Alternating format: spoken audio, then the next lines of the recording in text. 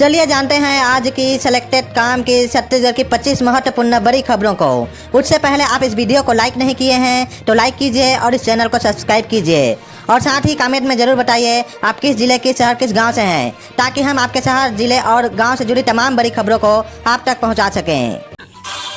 रायपुर आ सकती हैं राष्ट्रपति द्रौपदी मुर्मू, पीएम मोदी के दौरे की भी चर्चा। प्रशासनिक अफसर तैयारियों में जुटे, फाइनल शेड्यूल अभी तय नहीं।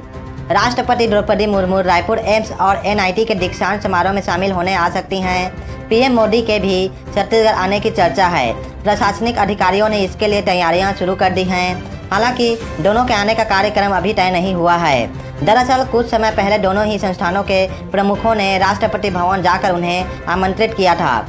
चर्चा है कि राष्ट्रपति भवन से जल्द ही राष्ट्रपति का शेड्यूल जारी हो सकता है। सुरक्षा आयोजनों को लेकर रायपुर के अधिकारियों ने तैयारियां शुरू कर दी है। पीएम मोदी को किया जा सकता है आमंत्रित। आदिवासी क्रांतिकारी बिरसा मुंडा की जयंती 15 नवंबर को है। छत्तीसगढ़ सरकार इसे भव्य कार्यक्रम की तरह मनाने वाली है। प्रदेश सरकार और इस प्रयास में है कि पीएम नरेंद्र मोदी को रायपुर बुलाया जाए। हालांकि प्रधानमंत्री ऑफिस से किसी तरह का कन्फर्मेशन नहीं मिला है। हाल ही में मुख्यमंत्री विष्णुदेव साय ने प्रधानमंत्री नरेंद्र मोदी से दिल्ली में मुलाकात की थी। उन्हें प्रदेश में चल रही योजनाओं और नक्सल ऑपरेशन के बारे में जानकारी दी थी। नेता प्रतिपक्ष ने राज्यपाल को लिखा पत्र, कहा 1000 करोड़ का धान हो रहा खराब। 6 जिलों में धान पूरी तरह से खराब। छत्तीसगढ़ के नेता प्रतिपक्ष डॉक्टर चरणदास महंत ने आज राज्यपाल के नाम पत्र में लिखा है, समर्थन मूल्य पर उपार्जित धान की मिलिंग करके चावल तैयार किया जाता है और राज्य की आवश्यकता के लिए चावल राज्य में रखकर अतिरिक्त चावल भारतीय खाद्य निगम को दिया जाता है। उन्होंने कहा 2023 में 144,12,000 मीट्रिक टन उत्पादित धान का समर्थन मूल्य पर उत्पादन राज्य सरकार के खाद्य विभाग से किया था। अलग अलग केंद्रों में खराब हो रहा धान। 2 सितंबर तक कुल 25,93,880 क्विंटल धान की मिलिंग नहीं हो सकी थी। 4,16,410 क्विंटल धान तो विभिन्न खरीदी केंद्रों पर से बताया जा रहा है। 21,77,470 क्विंटल धान छत्तीसगढ़ राज्य सहकारी विपणन संघ के विभिन्न संग्रहण केंद्रों पर से बताया जा रहा है। कुल 25,93,880 क्विंटल धान, जिसका लागत मूल्य 4,000 रुपये प्रति क्विंटल की दर से 1,037 करोड़ 55 लाख रुपए होता है, खराब हो चुका है।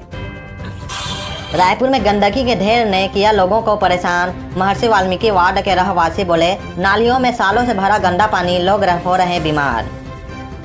रायपुर नगर निगम के महर्षि वाल्मीकि वार्ड के चंडी नगर वार्ड का साफ सफाई व्यवस्था ठप होने से रहवासी परेशान हैं। स्थानीयोों का कहना है कि पार्षद से शिकायत के बाद भी साफ सफाई की नहीं हो रही है। वार्ड में रहने वाले लोगों ने बताया कि गंदगी के कारण लोगों को बीमारी भी हो रही है। वार्ड के रहवासी चंद्रवती साहू ने बताया, चंडी नगर में गंदगी का अंबार लगा हुआ है। सुलभ शौचालय जहां बनाया गया है वहां पानी निकासी की व्यवस्था नहीं है, जिसके चलते साल भर वहां गंदा पानी जमा रहता है। रायपुर नगर निगम की टीम भी सफाई करने नहीं पहुंचती है। कांग्रेस बोली, अभ्यर्थी कर्मचारियों का शोषण कर रही भाजपा, युवाओं को रोजगार नहीं देना चाहती सरकार, दिवालिया हो चुकी है बीजेपी का यही चरित्र। छत्तीसगढ़ कांग्रेस ने बीजेपी सरकार पर कर्मचारियों और अभ्यर्थियों के शोषण करने का आरोप लगाया है। संचार विभाग के अध्यक्ष सुशील आनंद शुक्ला ने कहा कि बीजेपी का यही चरित्र है। जब वो विपक्ष में रहती है तो दूसरा मुखौटा पहने रहती है, जब सरकार में रहती है तो उसका मुखौटा बदल जाता है।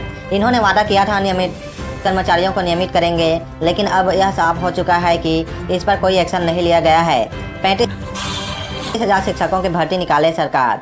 सुशील शुक्ला ने कहा कि बीजेपी बीएड डीएड के लिए भी वादा किया था। 35,000 शिक्षक की भर्ती निकाल दे तो वह विवाद ही खत्म हो जाएगा, सबको नौकरी मिल जाएगी। यह सरकार कर्मचारियों का केवल शोषण कर रही है, अभ्यर्थियों का शोषण कर रही है।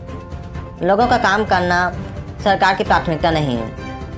इस सरकार में लोगों का काम करना प्राथमिकता ही नहीं है। सरकार पूरी तरीके से खस्ता हाल हो चुकी है।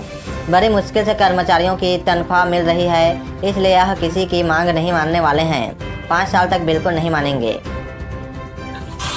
1 लाख युवाओं को नौकरी दे सरकार। छत्तीसगढ़ में युवाओं के लिए विष्णु का कुशासन चल रहा है और रोजगार की बात करते हैं। उन्होंने वो वादा किया था, उसके अनुसार उन्हें 1 लाख नौकरियां देनी है। सरकार को 1 साल पूरा होने वाला है, लेकिन अब तक कहीं भी 500 लोगों की भर्ती भी नहीं हुई है।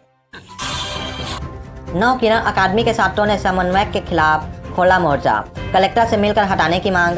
छात्र बोले बेवजह छुट्टी से पढ़ाई हो रही प्रभावित। महासमुंद जिले में संचालित नवकिरण अकादमी के नाराज छात्रों ने कलेक्टर से लिखित शिकायत कर समन्वयक को हटाने की मांग की है। छात्रों का आरोप है कि विधायक के करीबी होने के कारण समन्वयक मनमानी करते हैं। हम यहाँ दूर दराज से सिर्फ कंपटीशन एग्जाम की तैयारी करने आते हैं। आए दिन छुट्टी से हमारी पढ़ाई प्रभावित हो रही है।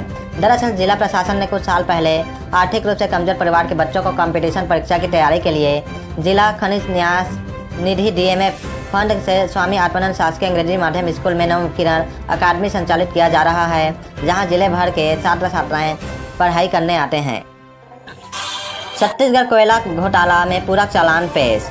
मनीष उपाध्याय और रजनीकांत तिवारी के खिलाफ 1000 पन्ने का आरोप पत्र, एक पेन ड्राइव भी जमा की गई। छत्तीसगढ़ कोयला घोटाला मामले में ACB EOW की टीम ने गुरुवार को रायपुर की स्पेशल कोर्ट में 2 आरोपियों के खिलाफ पूरक चालान पेश किया। EOW की ओर से 1000 पेज का चालान पेश, 25 पेज की समरी और एक पेन ड्राइव पेश किया गया है।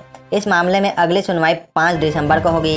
आरोपी मनीष उपाध्याय और रजनीकांत तिवारी के खिलाफ अवैध कोल लेवी वसूली मामले में ब्यूरो ने धारा 120B, 384, 420 एवं भ्रष्टाचार निवारण अधिनियम की धारा 77A, 12 के तहत हाई कोर्ट ने अपना पूरक चालान पेश किया है। गौरतलब है कि रजनीकांत सूर्यकांत तिवारी का बड़ा भाई है। इस मामले में सूर्यकांत पहले से ही जेल में बंद है।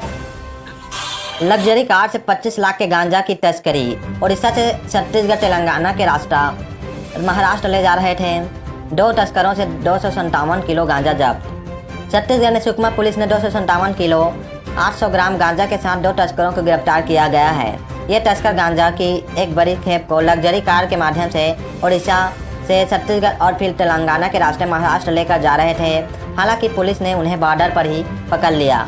इनके पास से बरामद गांजा की कीमत 25 लाख रुपए बताई जा रही है। मामला केरला पाल थाना क्षेत्र का है। जानकारी के मुताबिक पुलिस को सूचना मिली थी कि एक सफ़ेद रंग की कार में भारी मात्रा में गांजा भरा हुआ है। कार उड़ीसा से निकली है, जो छत्तीसगढ़ में सुकमा जिले से होते हुए तेलंगाना जाएगी। इसी सूचना के आधार पर केरला पाल पुलिस ने NG 30 में चेक पोस्ट लगाया, जिसके बाद आने जाने वाली वाहनों की तलाशी ली गई। वहीं एक सफ़ेद रंग की लग्जरी कार पहुंची, जिसमें 2 लोग सवार थे। राजधानी के रियल इस्टेट कारोबार में बूम। नवरात्रि के 4 दिन में ही 20 करोड़ से ज़्यादा की हुई रजिस्ट्री। पिछले साल 16 करोड़ का रिकॉर्ड तोड़ा। नवरात्रि के 3 दिन बीतने के साथ रियल इस्टेट के कारोबार में बूम आया है। बुधवार को 7वें दिन तक 20 करोड़ से ज़्यादा की रजिस्ट्री हो चुकी है। पिछले साल 2023 में नवरात्रि के 6 दिनों में 16 करोड़ की ही रजिस्ट्री हुई थी। जितनी तेज़ी से अपॉइंटमेंट हो रहे हैं, दावा किया जा रहा है कि दशहरा तक 7 करोड़ की रजिस्ट्री होना तय है। नवरात्रि के 1-2 दिन बाद से ही लोगों के दस्तावेज तैयार होने लगे। यही वजह है कि अब रजिस्ट्री में बेहद तेज़ी आ गई है। बिल्डरों, ज़मीन कारोबारियों और रियल इस्टेट एजेंटों की माने तो इस बार नवरात्रि में ज़मीन की खरीदी बिक्री पिछले साल से दोगुना हो गई है। आम दिनों में 150 ऑनलाइन अपॉइंटमेंट नहीं हो रहे थे, लेकिन अभी नवरात्रि के 1-2 दिन बाद से रोजाना 300 से 350 अपॉइंटमेंट हो रहे हैं।